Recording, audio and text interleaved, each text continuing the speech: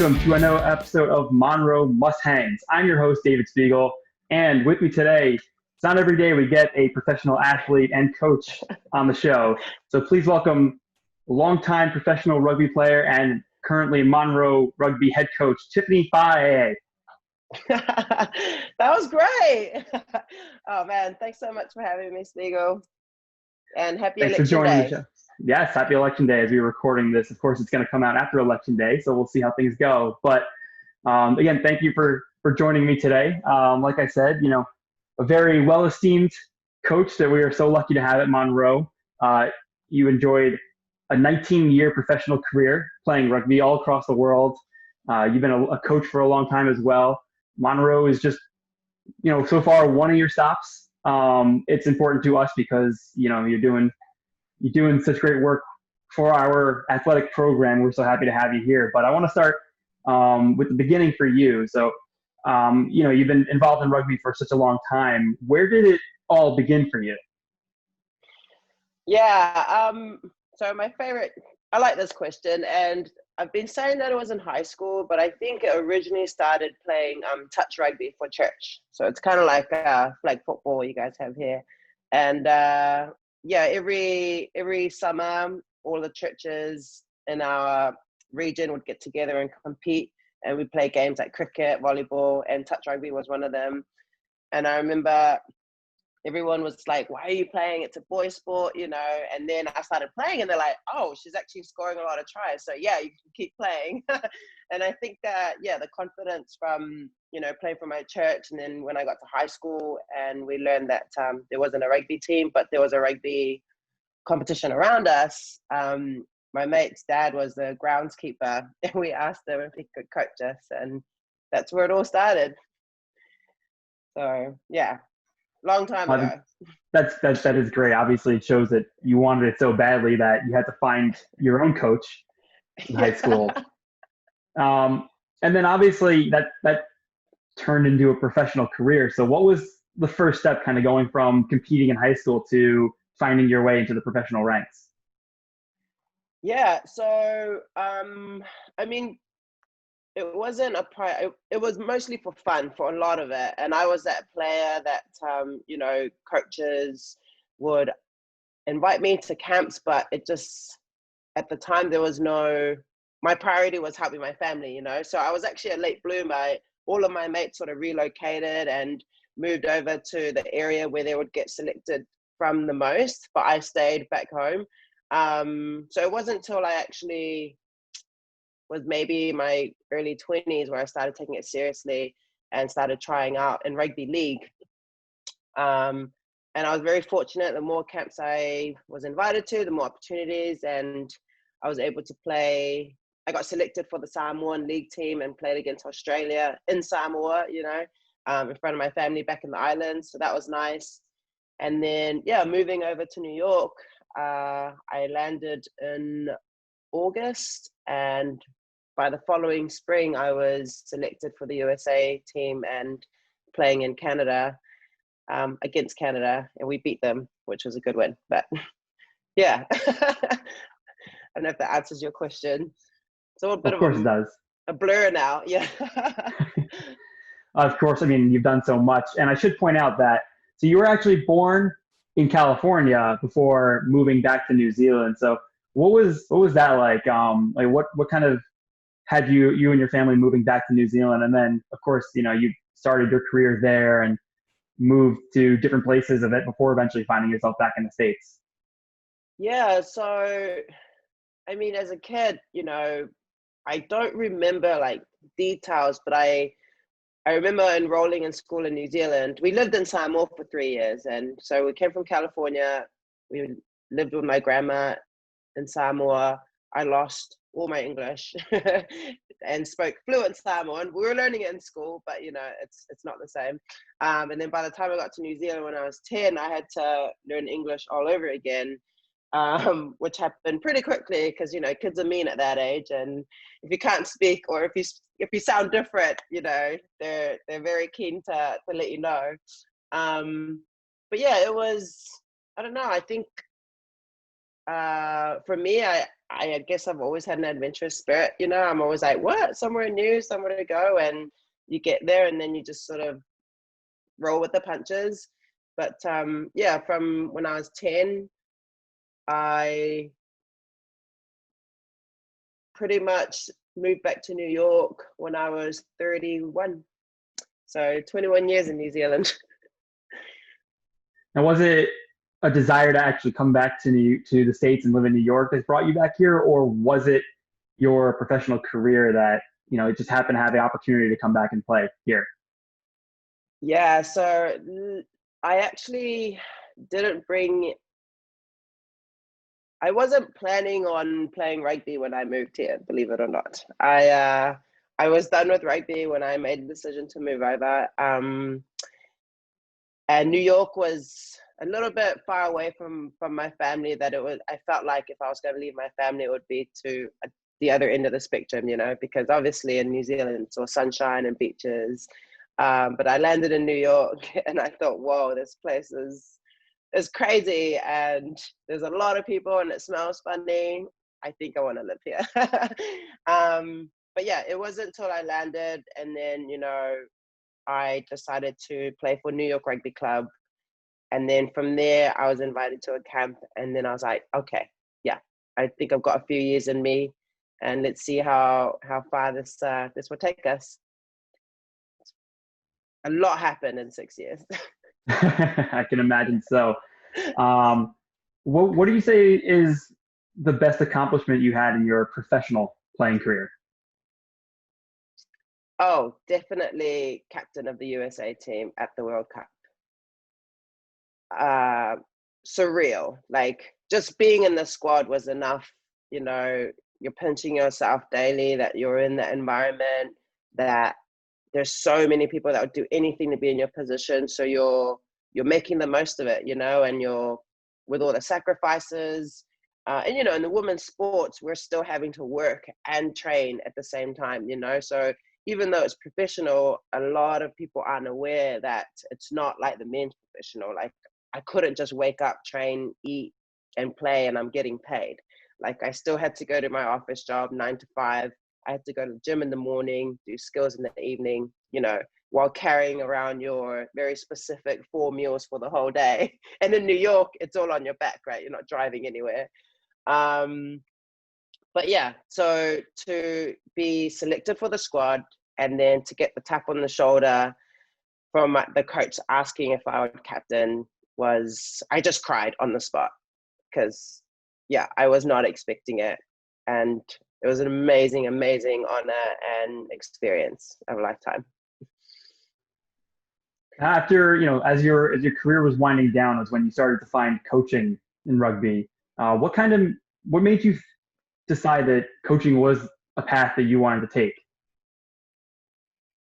Yeah. So for me, I think it's the same passion it was to play, and why I was probably good at rugby was I was always about the collective. I was always about my teammates. I was always about what's best for the team, even as a player, and my decisions on the field were based around what's best for us. So I think when I came to terms with I was retiring after the World Cup, I was like, I still want to help. And I love rugby and I know rugby and I know what rugby has done for me. And I want to do that for others. So the fact that I like helping people and, I know the game because I've played it for so long, the two came together. And then I have really good mentors, James English, Phaedra. Like I bounce a lot of ideas off them and they're like, give it a go. Like as long as I'm helping people the best way I know how, and rugby just happens to be that, that vehicle right now. Yeah, it was a no-brainer.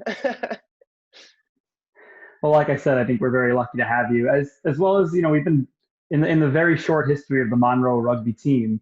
We've had some very notable coaches, and like you said, some of your close friends in James English and Phaedra Knight, who are just both very very big in the rugby world and the community. So I don't know what it is about Monroe that's drawn such notable coaches to us, but obviously we're very happy to have that kind of those people of those ranks be part Yeah. of our family.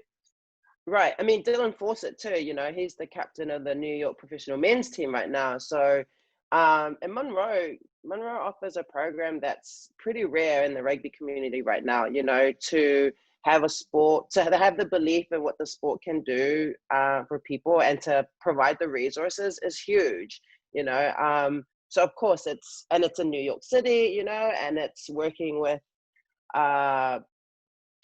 you know, a lot of local talent, right? So there's a lot of opportunities, and it does make it very attractive. And obviously the colors are a big deal as well. We all look I good think in that blue. is one thing that's special about our program is that, you know, while rugby doesn't compete at the NJCAA level, it is a sport that we treat like another varsity team at Monroe. You know, it has the same resources, the same support. Obviously, you know, we're looking for the best coaches we could find when we have coaches and assistant coaches. So, yeah, I think that obviously it does make it attractive. You know, I'm sure a lot of the teams that you compete against at this level, you know, they aren't going to be as lucky to have the kind of resources that we do. Right, right. So, and again, you know, so our challenges are different. So we do have the resources and the support, but then our challenges are getting players who've played rugby before, right?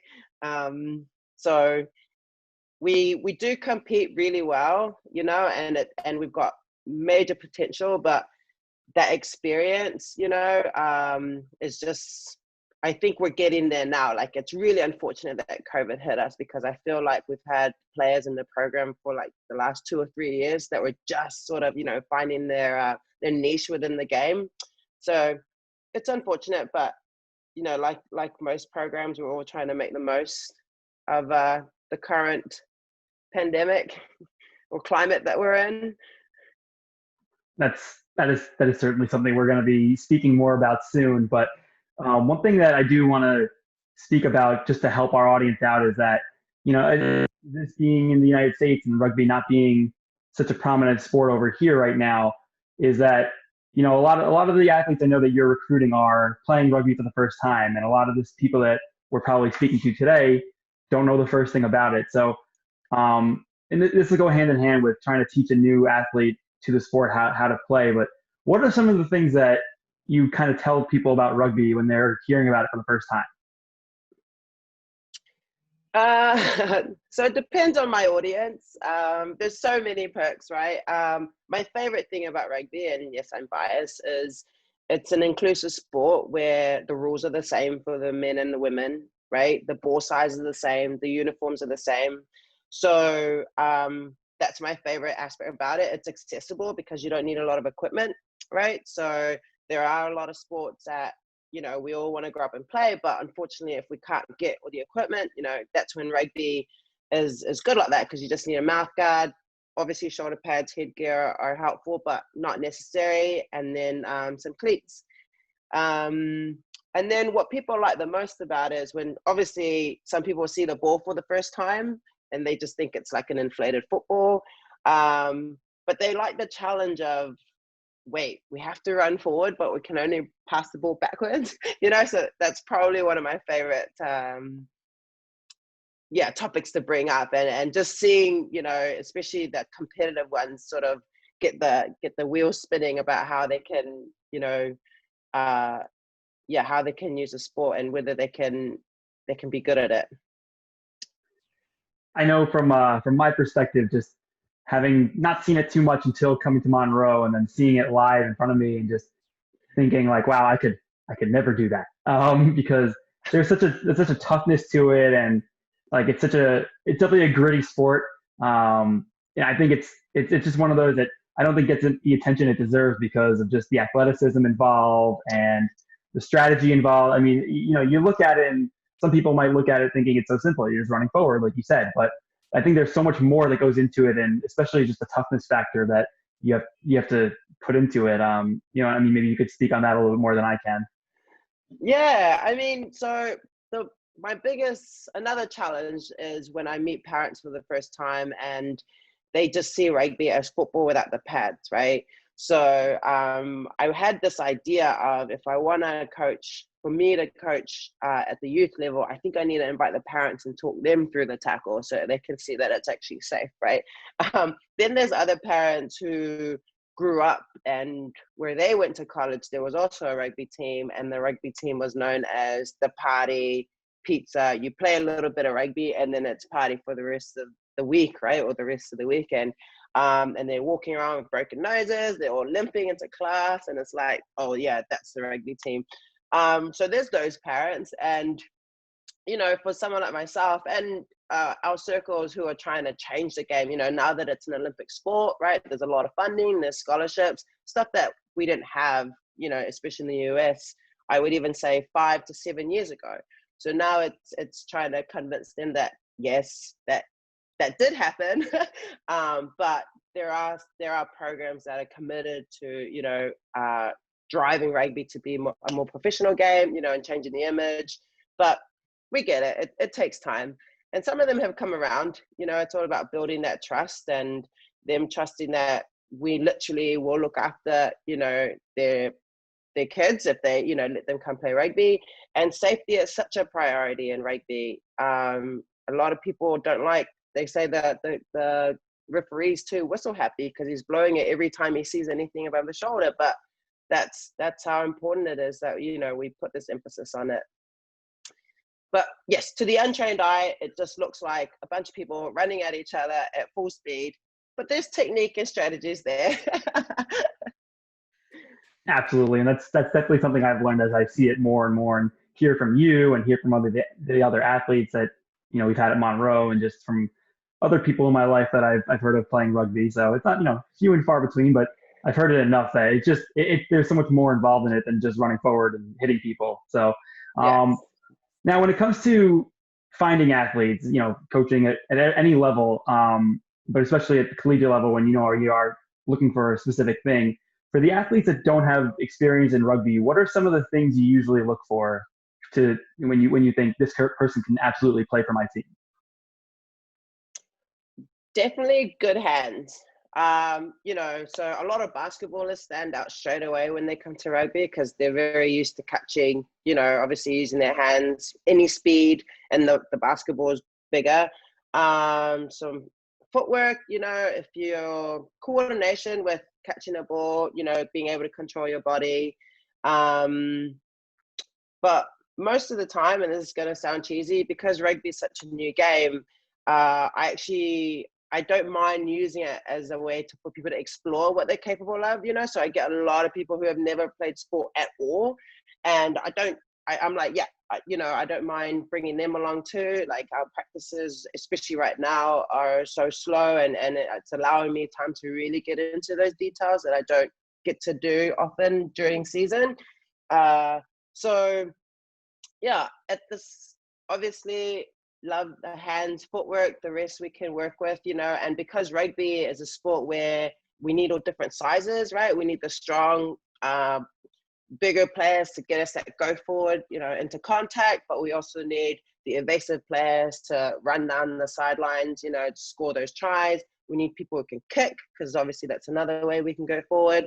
But the first thing is just someone who can catch the ball or is willing to try and learn how to catch the ball. If they're willing, I'll give them, you know, I'll work with them. You know, along the same lines, I guess, is that, you know, like we said, there's so many athletes that come in and sign up to play rugby that, or maybe just try out for rugby, that really haven't played the sport or haven't played any sports really in the first place. So what are some of the things that you tell a new athlete, saying like, you know, these are some of the things you're going to need to learn to be competitive with us? Always catch pass. Always, you know, I like to play an evasive game as well. And for those who don't know rugby, I'm from New Zealand, Australia. Like we all play what they call Southern Hemisphere style. So we like to avoid contact and move the defense around, you know. So we put a lot of emphasis on fast handling. Northern Hemisphere, they are more like brute. They like to go into contact, you know, run people over and put the defense on the back foot, you know, just lots and lots of tackles. So again, I'm very influenced from, you know, what I've learned, what's worked for me as a player as well. So if you can catch pass, running lines, reading the defense, that'll come, right? As long as you can actually execute the skill. Yeah. I And definitely, sorry, something that I didn't realize that people, I guess, people don't know how to fall a lot of the times, which is surprise, you know. And again, this is something that us as coaches, we just assume people can do all these little things, but like people don't know how to like brace it. Some people don't know how to brace themselves. The wrestlers do, because they know how to, you know, which bits of the body to land on. But even little things like that, I was like, oh, interesting. So at first it was all about, you know, catch, pass, when you go into contact, and I'll be really like, I'll go into the tackle, but then, yeah, learning to take a step back, because you're like, oh, okay, we're here, and that's fine. There's ways we can still get you over here. so it does sound like a lot of the skills kind of match up with a bunch of different sports. Like you said, you know, wrestlers know how to fall down, and I think, you know, the same about football players knowing how to tackle the right way and how to fall Yes. the right way and not get yourself hurt, things like that. And you know, knowing how to avoid contact is another thing for a lot of different sports. You know, basketball, for football, everything like that. So it kind of sounds like a lot of Yeah. things can be mixed in, and all those skills can kind of match up depending on the position you play for the sport.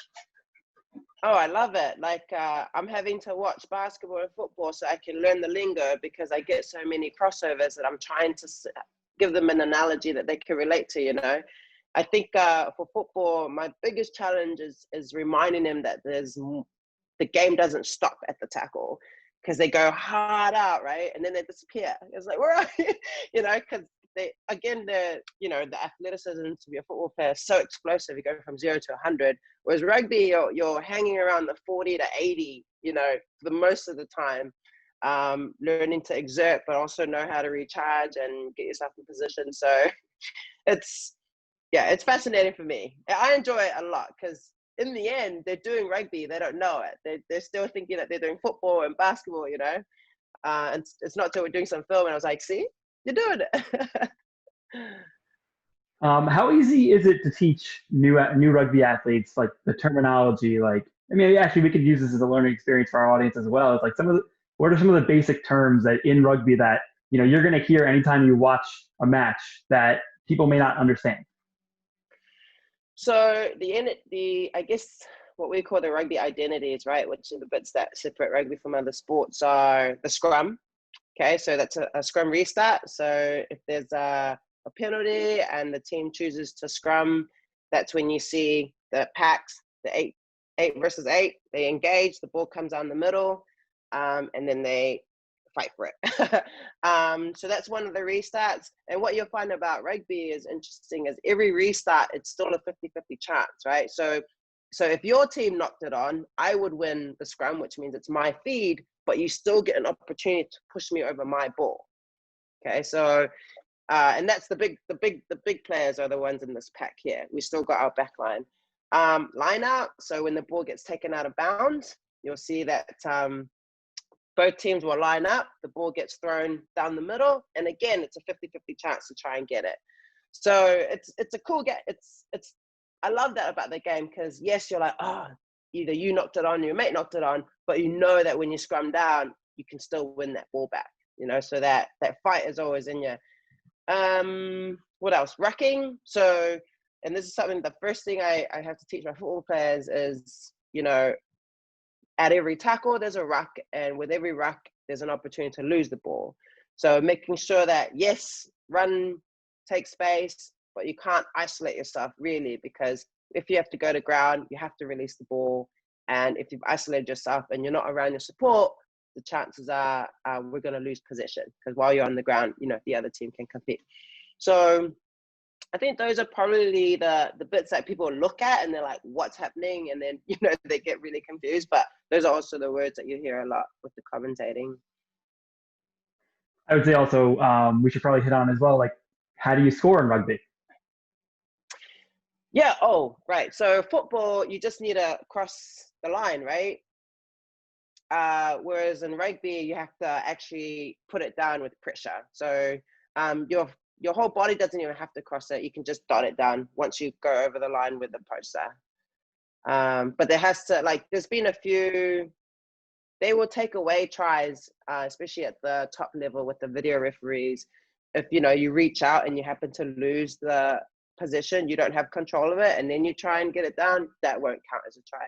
So you have to show that you had control the whole time while you're pressing it down. You can actually press it down with your body as well. So if you're diving for the ball, as long as there's pressure from your body, upper body, that counts as a try as well. You get 5 points, and with every try, you get an opportunity to convert, which is the kick, right? And you get an extra 2 points. I think that's where a lot of the comparisons between rugby and football come from, is that people, in football, you cross the goal line, like you said, and you're in. And then you kick the extra point. So it's very similar. But yes, the terminology is important, and the scoring is important, because, I've seen enough of our rugby games where someone crosses the line and everyone starts yelling touchdown, and that's not what it is at all. Oh, it happens at practice too, and I'm like, that can't happen in the game. But yeah, I mean, football started from rugby, right? Have you seen those memes? Of course. They've got a picture of like Darth Vader, and he's like, "Football, I am your father." Yeah. I think you and I live in slightly different worlds. You see more of these things than I would. But as a coach in rugby, and you've done it at a bunch of different levels, what would you say are some of the bigger challenges as a coach for rugby, and especially at Monroe College or the college level?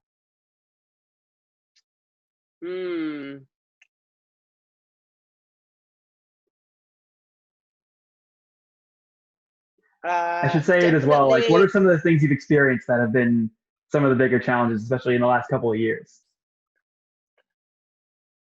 So, right, definitely, like on the field, obviously, teaching players the game for the first time, but then off the field, the cultures between, the American sports and rugby are very different too.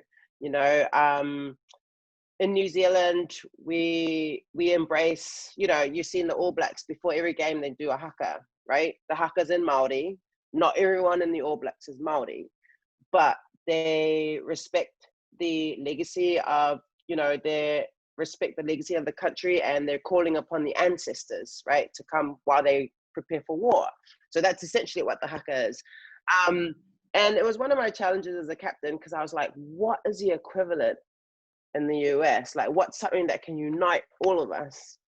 And in the end, it has to be the jersey, right?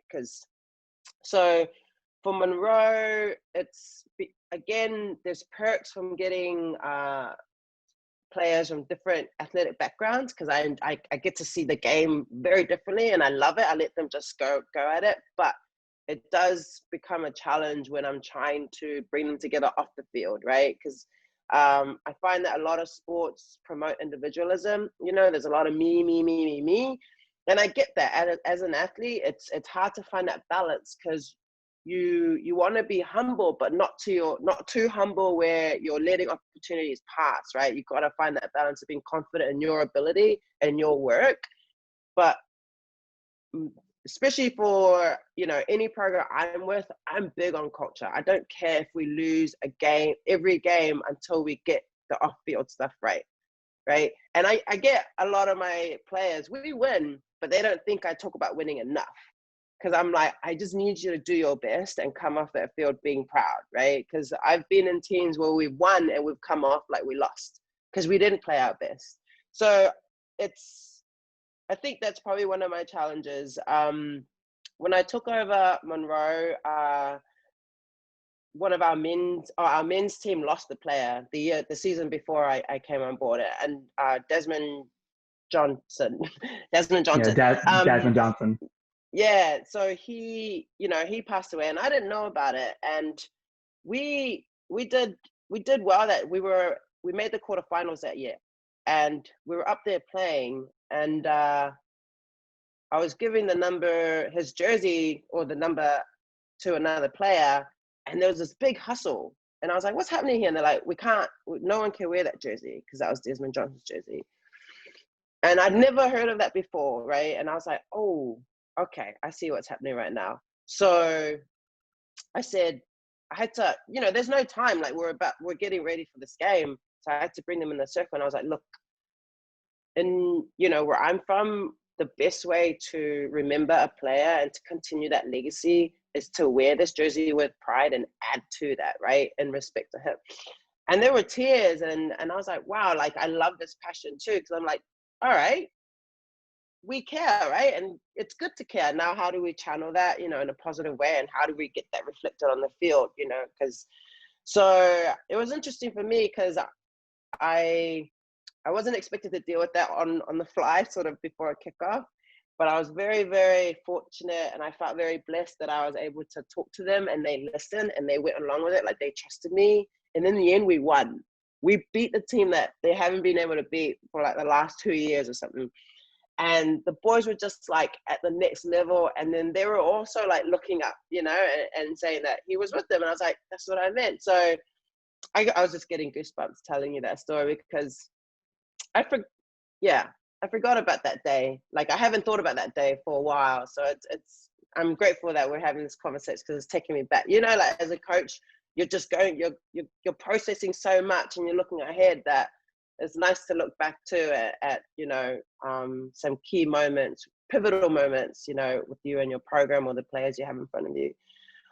So that was a really good learning experience for both myself and the team. And then it sparked the conversation, right? Because I was like, look, we don't retire jerseys at Monroe. We're not going to. At Rugby, we don't retire jerseys. There's 23 jerseys, and you come in, when you put that on, you give it 100%, right? For those who's worn it before you, and you're paving the way for those who are going to put it on after you.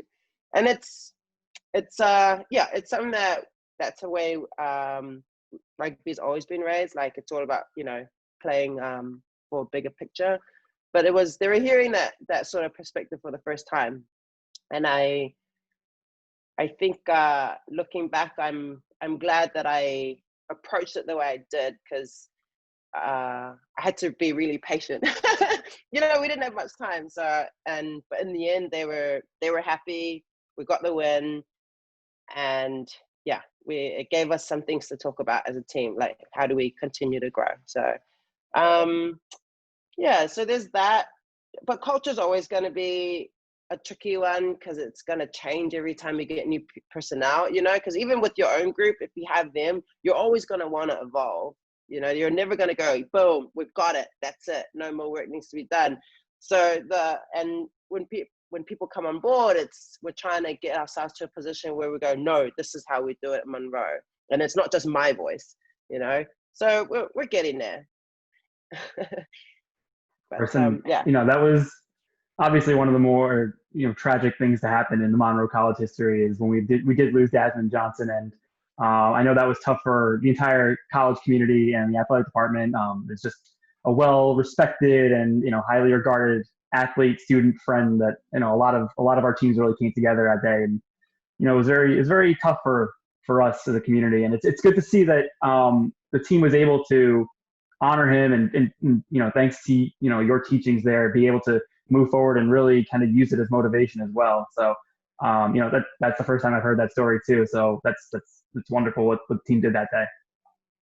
Yeah, it was a really proud moment. Like, again, Monroe College is my first college team here, and even learning the culture of the players and how they speak to each other. Like, they were teaching me, go, no, coach, just because we're yelling doesn't mean we're mad. And I'm like, okay.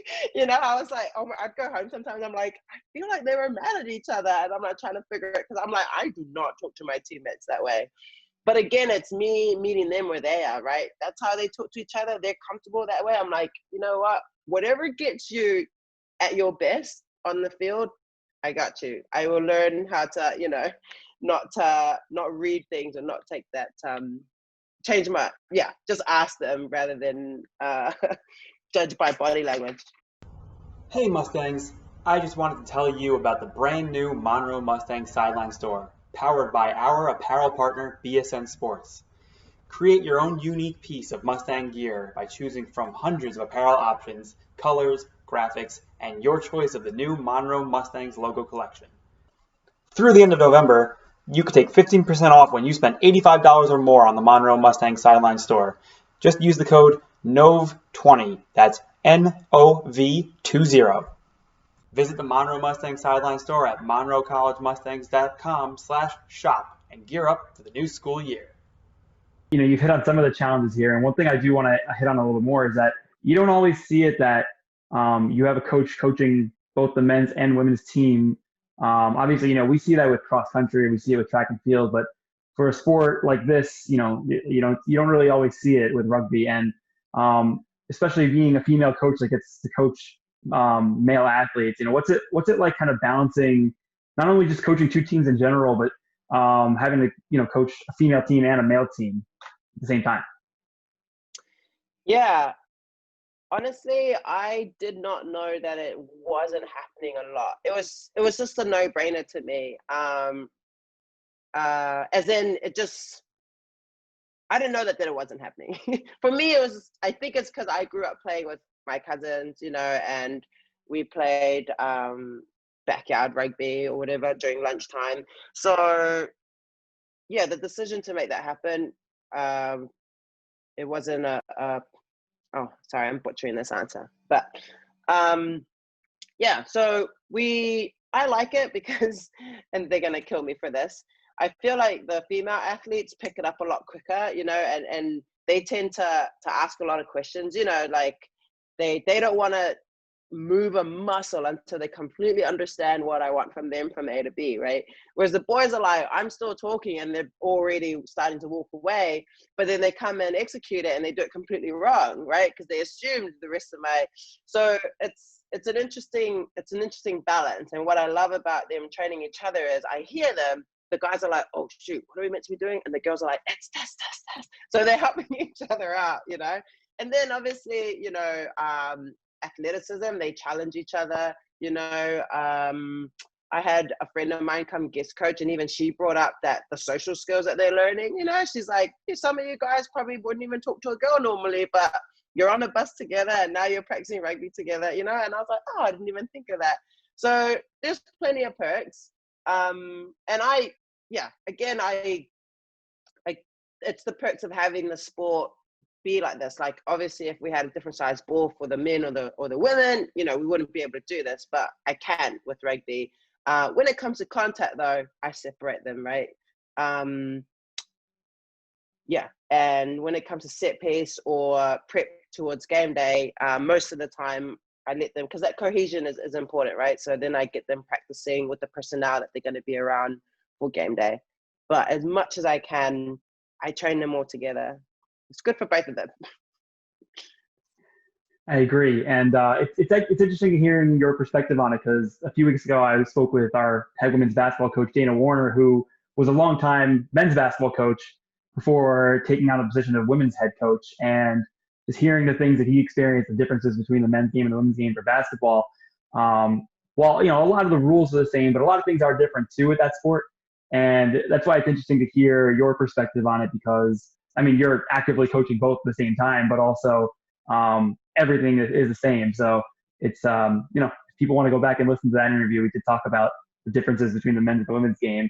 But for you, obviously, this comes natural. And one thing that you've done in the last couple of years is you actually made a lot of headlines by becoming an assistant coach for a men's professional rugby team here in the U.S. So how did that all come about? What are the details there? And what was that experience like for you? Oh man, yeah, the first female coach for professional, my initial reaction was like, guys, come on, it's 2019, really? But no, it was for Rugby United New York. The owner is James Kennedy. He's an Irish guy, a really good friend of mine now. And it was kind of out of the blue. We sat down for coffee, and he's like, he really supported my journey or my passion to coach. And he said, this would be, a great opportunity for you to learn off the best, right? I got to coach alongside Mike Tolks, who was the USA men's Eagles coach for many years. Keith Lensing is a world rugby coach educator. So for me, it was just such a learning moment. I'm such a sponge, and I understand that coaching, is a process, and I'd already gone through a phase where I wanted to be amazing overnight. So, you know, like, I don't know, I'm ridiculous. Like retiring from playing where you're measured daily on, you know, the outcomes, you know, it's the transition to coach where you're just, it's not about the outcome, it's a learning process. I had to relearn all of that again and see the game from a different lens too. But it was incredible. I think what my favorite part was, it highlighted just the lack of equality, you know, with the coaching, men and women, because then other sports started looking at their staff and reflecting on what are they doing, right? Or how can they create more opportunities for female athletes as well. So the rugby piece was the rugby piece. I was out practicing, taking notes, you know, learning as much as I can, got to work with the forwards. But the bigger picture, I think, was probably, more important to me is it opened doors for myself. And then while I was there, I was able to, you know, look around and go, okay, how do we create more opportunities for more women to come through? So it started a conversation. And I think, the effect was positive in all ways. But it was great. Sorry, I'm umming a lot. I think it was great. And I remember just the day that you sent me the story on ESPNW to kind of let me know the news was just, I was like, this is crazy. I know her. It's a lot of fun. And it's great to see that too, because we see it across the professional ranks now in this country. You know, we see it in the NFL. We have a lot of female coaches and referees, and same thing at the NBA level. The MLB this year had a bunch of female coaches that are in the dugouts, you know, on the base pads for them. And it's really cool to see how, you know, it is becoming more inclusive in sport right now. And I think, you know, it's great that you were able to kind of help break down those barriers as well. Yeah, no, thank you. It's still, you don't know the impact, right? Until you're getting messages from women all over the world, you know, talking about, you know, you got to see it to believe it. And like my trip to Nairobi, I was very fortunate. I got to visit one of the rugby programs over there, Shamus Rugby. They actually use rugby in the slums basically to, you know, bring kids together. They get an opportunity to just play rugby, get in classrooms. And I got a chance to chat with 3 or 4 of them. And I asked them, what do you want to be when you grow up? And she's like, I want to be a coach. And I was like, wow, that's mental. Because I don't think, you know, growing up, I don't think I ever heard that from another friend or even myself. I think it was the usual cop, teacher, lawyer, you know.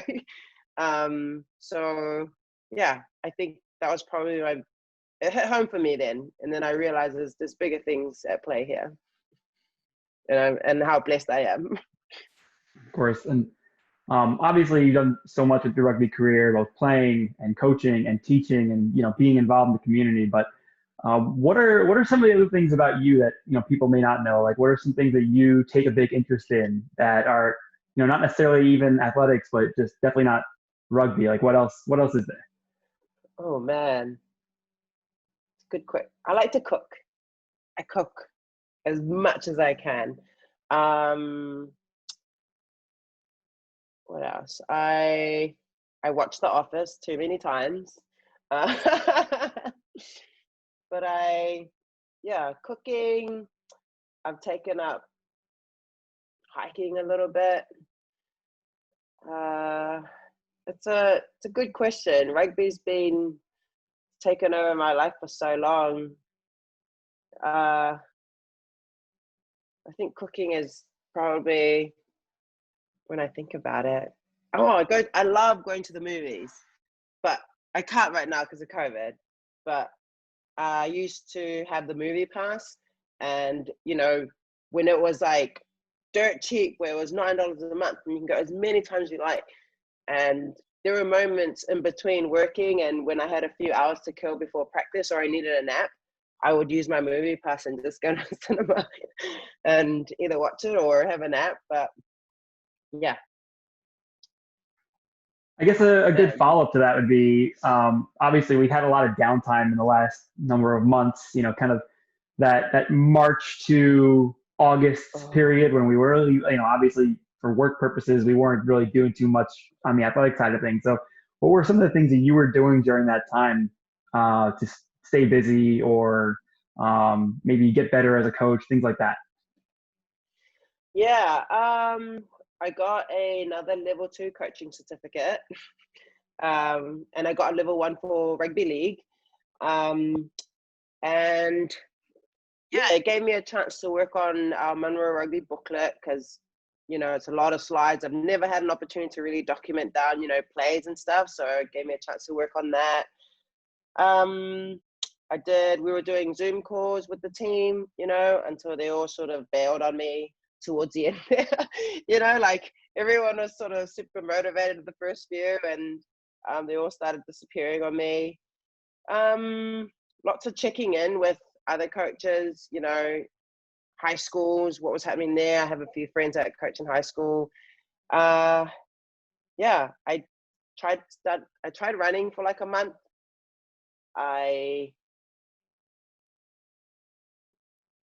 What else? What a blur.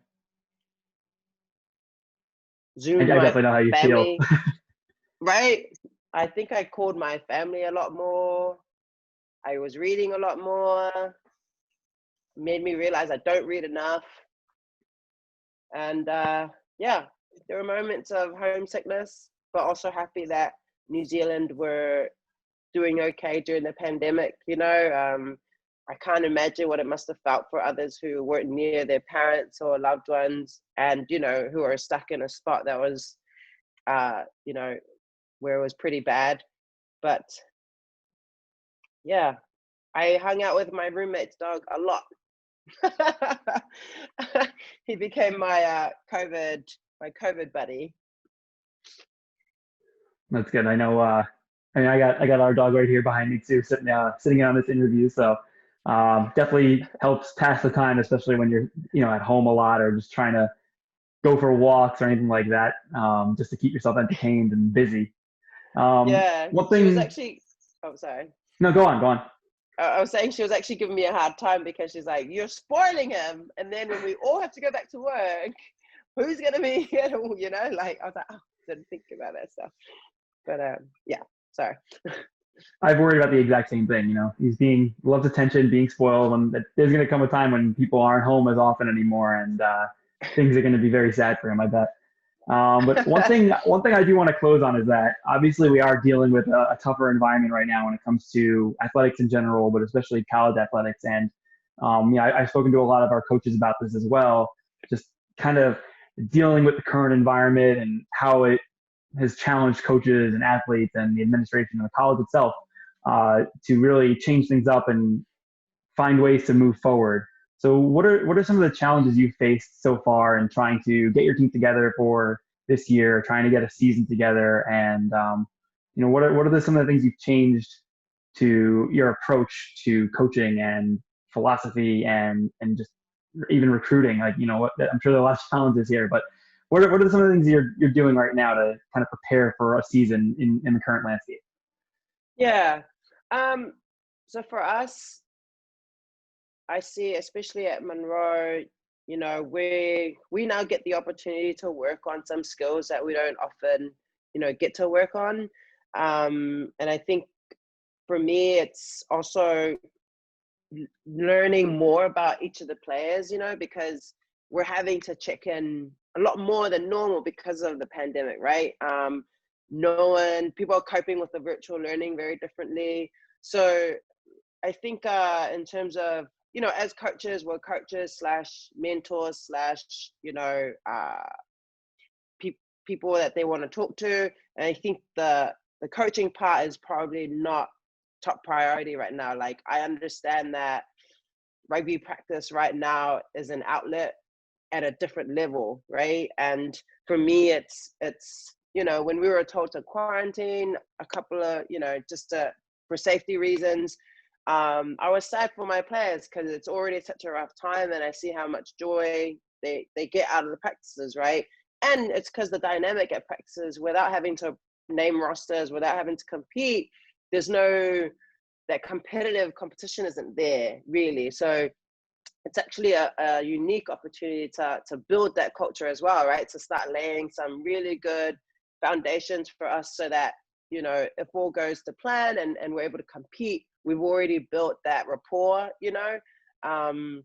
So yeah, it's tricky, and we're all navigating, and I come up again, just like a normal season, you come up with your practice plan, but then depending on who shows up, and, you know, it's very hard. And I feel less inclined to come down at a player if, you know, they're not themselves, because you just don't know what they're sort of coping with. So I think a lot more open-minded. Patience is up here, and just I'm enjoying it, where it's nice to have a laugh with the players, though, and that we don't get during the season, because we're not sore either, right? We're not doing contact, so no one's sort of limping around or going through any nigglies. So everyone's on the same page and everyone's at the same level, right? Like normally when we have to do contact or we have a game, you start seeing the margins between the, you know, some players, and that margin can create a culture shift, right? That we then have to deal with on top of competing. So to not have that is unique. And then, so just trying to make the most of that, right? While everyone's on an even playing field, and teaching people compassion and reminding them that they're not sure, you know, they don't know what their teammates are going through, and just being really, really putting more emphasis on supporting each other. So it's, it changes every day too, you know.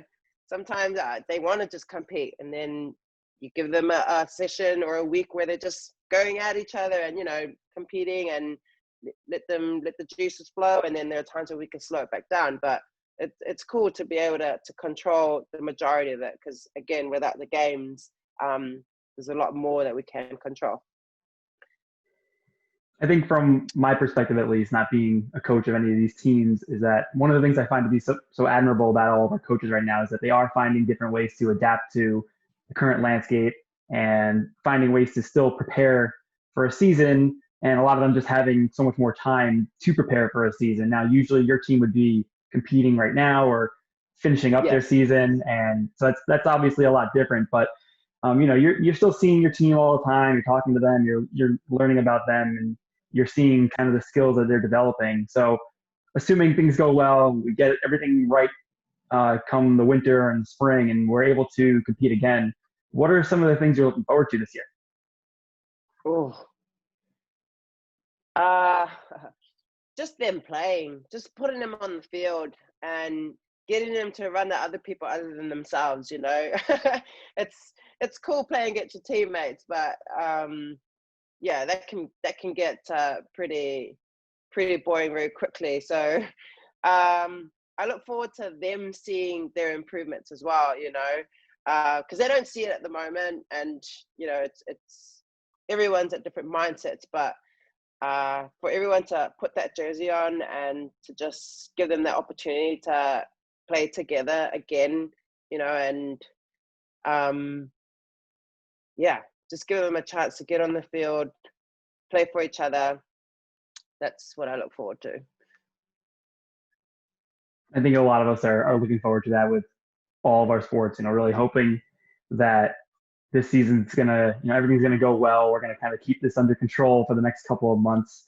You know, so far I think we're doing a good job. You know, I think everyone's still pretty positive about, you know, the coming months. Looking forward to being able to compete again. We have a lot of our teams and athletes on campus competing with each other, getting, you know, doing their best to use this time to get better, and having the extended period of time that they really wouldn't have had if it wasn't for all this. So I know, at least from my perspective, you know, I'm missing out on a lot right now, not having sports every single day for us. And while it's going to be busy, if things go well, you know, it's the kind of busy that we're definitely looking forward to. You know, the best thing that could happen is that we can do this in a few months, and we can do it safely, of course. Yes. Yeah. It's finding that balance of hope, but, you know, also preparing for, you know, whatever's going to happen. And I think us as coaches, it's, there's a responsibility that to know that the players bounce off our energy, you know. So it's a lot of a lot of navigating. Coach, we're just about out of time here today, so I want to thank you for coming on with me. I really enjoyed this interview. I want to make sure that our audience can follow the rugby team on Instagram at Monroe Rugby, kind of see the journey, especially as things get started up again, to see what this team is doing. I know it's always been a great bunch of athletes on this team, and they're always competing so hard, and they're usually a tight-knit group, so it's fun to follow that team.